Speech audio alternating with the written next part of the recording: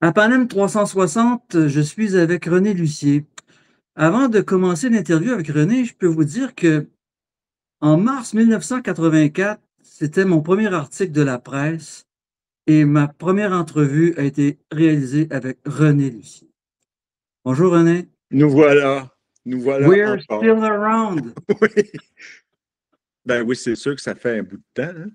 Ouais, un peu 40 ans et demi. Ouais, c'est ça, parce que dans le fond, le premier disque, c'était Fin du travail et c'était une critique du disque aussi en même temps. Il y avait les deux. Il y avait une interview, puis j'avais fait la critique, je crois, de Fin du travail.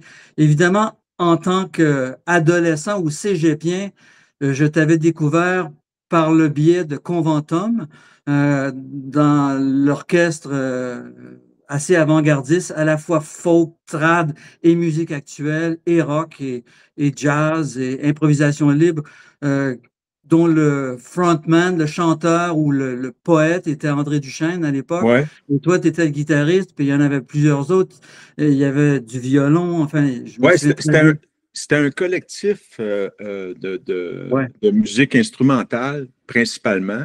Et puis, bon, celui qui dirigeait le collectif, mettons le chef compositeur, était Duchesne, mais chacun trouvait sa propre ligne dans Ouais. chaque pièce. Il y avait un côté collectif là-dedans.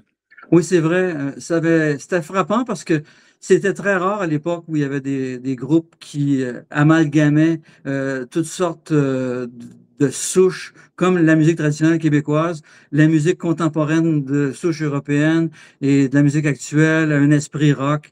C'était assez inusité à l'époque. Ce n'était qu'un début parce qu'il y a eu le Trésor de la langue, mais c'était produit plusieurs fois en solo à l'époque. On t'a vu par la suite dans les premiers balbutiements du Festival international de musique actuelle de Victoriaville. On t'a vu en duo avec le Britannique Fred Frith, qui est un héros emblématique du FIMAV, qui s'est produit au FIMAV depuis ce temps-là de manière sur une base régulière, avec qui tu as très souvent collaboré au cours de ta carrière. Évidemment, une de tes pièces maîtresses, c'est le Trésor de la langue. Tu as été un des grands innovateurs de la transcription du langage parlé en musique. Tu l'avais fait même avant Steve Reich, qui l'avait fait peu de temps après toi. Ouais. Et il y a plusieurs autres artistes qui l'ont fait depuis, Disons que y avait des gens qui avaient touché à ça aussi, là. légèrement. Ouais, mais plus sommairement. C'était souvent comme euh, à partir d'orateurs, comme Hermeto Pasquale avec Ah, oui, c'est vrai. son, un commentateur sportif. Ou sinon, l'autre exemple, ben, il y avait Duchesne qui avait fait de quoi à partir du hockey. Oui, c'est ça, c'était des courts moments, mais c'était pas des œuvres intégrées complètement.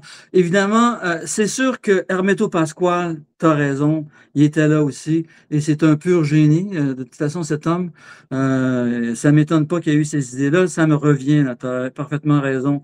Puis ton œuvre, ben, c'est une œuvre maîtresse, Le Trésor de la langue, dont les narrateurs sont de célébrissimes poètes ou chanteurs. Richard Desjardins et Patrice Desbiens ont été les narrateurs de cette œuvre dans deux cycles différents, ce qui n'est pas peu dire. Tu as été aussi accompagnateur régulier de Pauline Julien avec Bernard Buisson, si je me souviens bien. Oui, avec le grand Bernard Buisson, je dirais. Exact. Tu nous as fait découvrir Fred Fortin. Je me souviens, c'était le premier à m'avoir parlé de Fred Fortin à l'époque, qui venait d'arriver à Montréal, qui avait migré du Lac-Saint-Jean, de son Saint-Prime natal, pour s'établir à Montréal. Et avec le succès et la reconnaissance qu'on connaît maintenant. Et tu as travaillé avec Jean de Rome dans le duo Les Granules.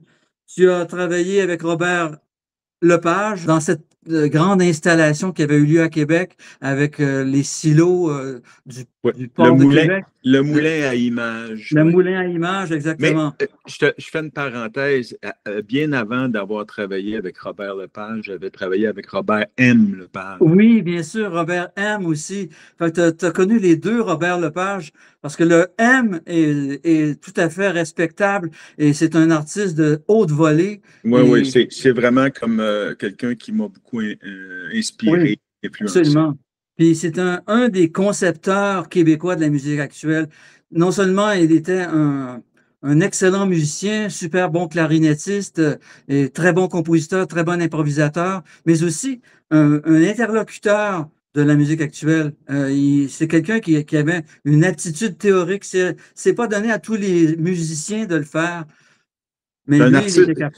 c'est un artiste conceptuel qui est Voilà, éloquent quand il parle de la musique. Ça, il n'y a pas de doute. exactement, Oui, exactement. absolument. Alors donc, je pourrais continuer le name dropping de ta carrière, mais on ne se rendra pas à la fin de cette interview-là.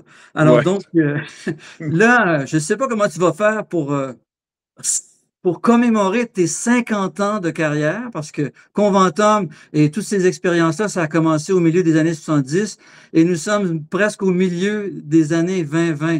Alors là, comment fais-tu ça? On sait que tu vas être avec Lucio Altobelli à l'accordéon, Hugo Blouin à la contrebasse, ça ne m'étonne pas parce que c'est un fervent praticien de la transcription de la voix parler en musique parce qu'il C'est a fait très des bon. œuvres.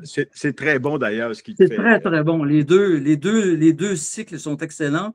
Guillaume Bourque au clarinette, Julie Hull au tuba et Robbie Coaster à la batterie. Alors là, avec ces gens-là, comment vas-tu faire tu vas nous faire 1 minute de chaque période de ta vie ou quoi? Non, non, non, c'est pas une rétrospective, là, tu sais, genre chronologique ou quoi que ce Oui, soit. oui. C'est comme si moi, quand je me suis rendu compte que le 8 décembre 74, je jouais avec mon band à Chambly, dans le cinéma Chambly, mes tunes, puis on avait un poster, puis on avait des billets, puis tu sais, c'était comme un premier show officiel. Là, je me rends compte tout d'un coup que le 8 décembre 2024, ça va faire 50 ans jour pour jour. Fait que je me suis dit, hey, ça serait drôle de faire de quoi. Mais je le voyais pas comme étant comme genre, ça y est, je demande une bourse, puis je vais préparer de quoi de vraiment étoffé à pu finir. Puis des répétitions interminables. Euh, Puis là, tout d'un coup, je me suis dit, ben, peut-être qu'il y a moyen de faire de quoi d'assez simple avec du monde avec qui j'ai joué récemment. Avec Robbie, bon, on a un duo qui est assez en forme, si on peut dire. Puis il y a trois autres musiciens qui étaient dans le quintet, puis qui ont été sur les deux derniers albums. Puis Hugo, avec qui on a commencé à travailler les chansons, des trucs comme ça. Ce qui fait que là, je me suis dit, ben, il y a peut-être moyen de faire de quoi, de faire une soirée de musique, la musique que j'ai dans les mains. Et non pas comme, genre, c'était quoi donc déjà cette tune-là, on va refaire cette tune-là. C'est comme si toutes des pièces que j'avais pas mal en main. Puis j'ai fait un setlist. Puis je pense que ça va être assez excitant de passer d'un monde à l'autre. C'est assez éclectique, finalement. C'est éclectique, mais ça témoigne de ce qui se passe dans ta tête aujourd'hui. Alors donc, tu ne fais pas, bon, dans la grande rétrospective, bon, mes grands souvenirs, etc. Tu continues d'être vivant et de faire ce que tu as à faire aujourd'hui. Ben, c'est comme s'il est trop tard pour arrêter. C'est, C'est sûr. là, c'est comme si, vois-tu, il y a plein de projets sur le feu.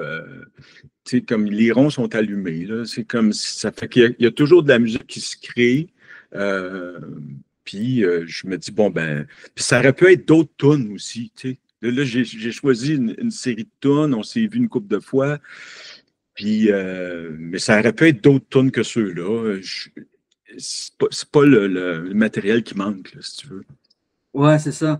Maintenant, si on essaie de voir ce qui se passe, tu dis que ça sera éclectique, mais ça témoigne de ce que tu composes, de ce que tu crées, ce que tu joues dans la période actuelle. Alors, donne-nous un petit aperçu, puis après ça, on aura le véritable aperçu sur place dimanche. Ouais.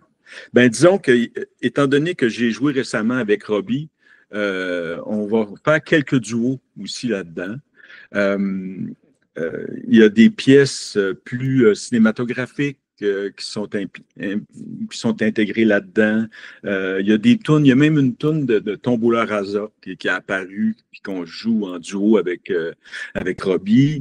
Euh, il y a des trucs, tu sais, sans vouloir faire une rétrospective, j'ai quand même pigé des tunes que j'avais dans les mains, donc, mais il y avait des pièces qui datent de 10 ans, d'autres de 15 ans. Il y a même une tune qui date de 78. Ah, Tu sais, oui. ça fait que, mais je ne l'avais pas choisi nécessairement pour ça. C'est juste que je l'ai encore dans les mains. Je me dis, hey, ils sont la jouet. Tu sais, puis là, j'ai fait un petit arrangement, puis bon. Donc, c'est un cocktail. Puis il va y avoir des chansons du Prix du Bonheur.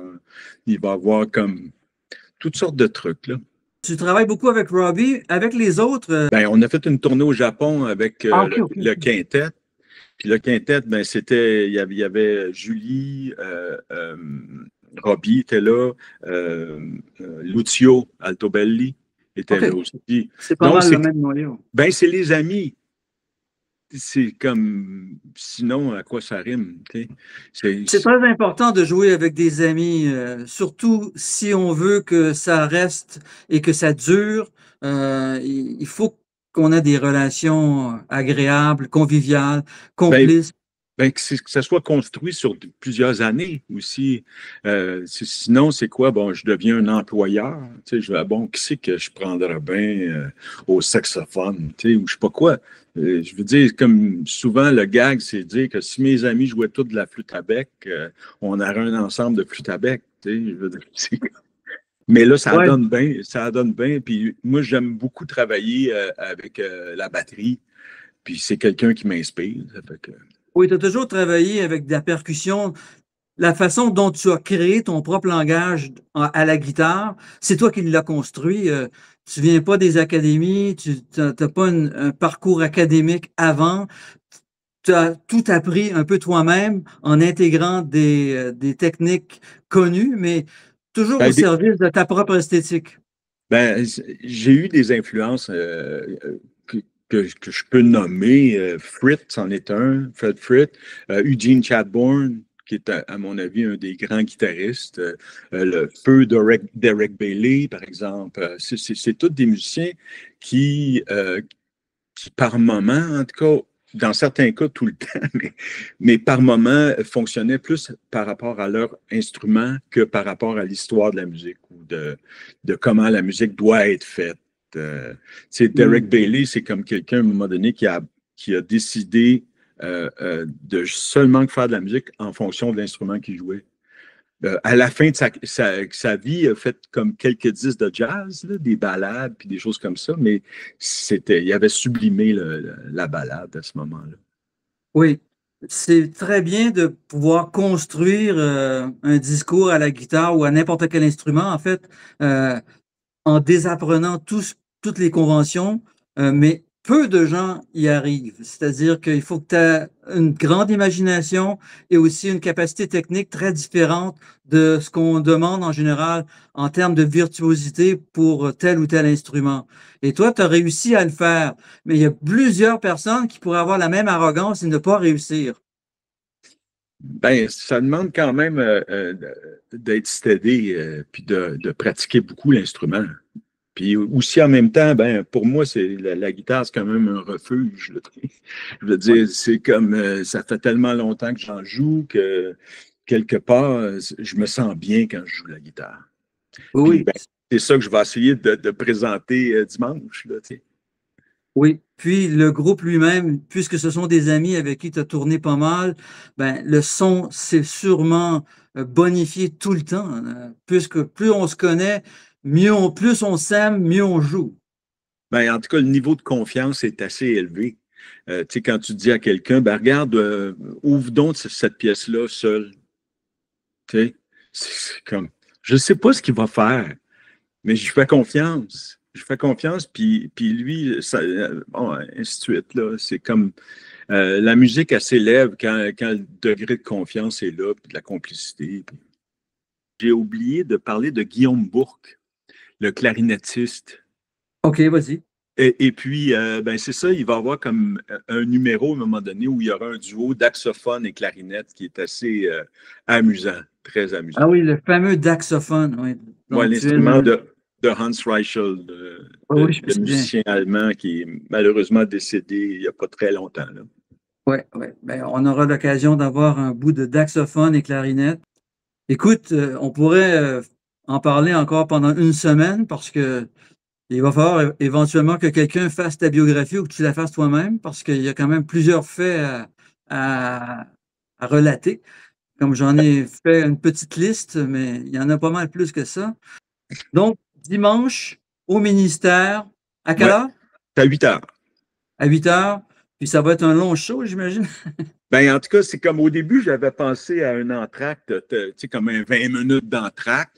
Mais à un moment donné, je me suis dit, pourquoi pas un entracte de 20 secondes? Pourquoi pas? Plusieurs entractes de 20 secondes. Ouais, c'est ça. Un continuum. Merci beaucoup, René, d'avoir enfin participé à cet exercice de mémoire. Puis en même temps, écoute, il y a encore de longues années devant toi. Ça va continuer. Et bravo pour 50 ans, hein.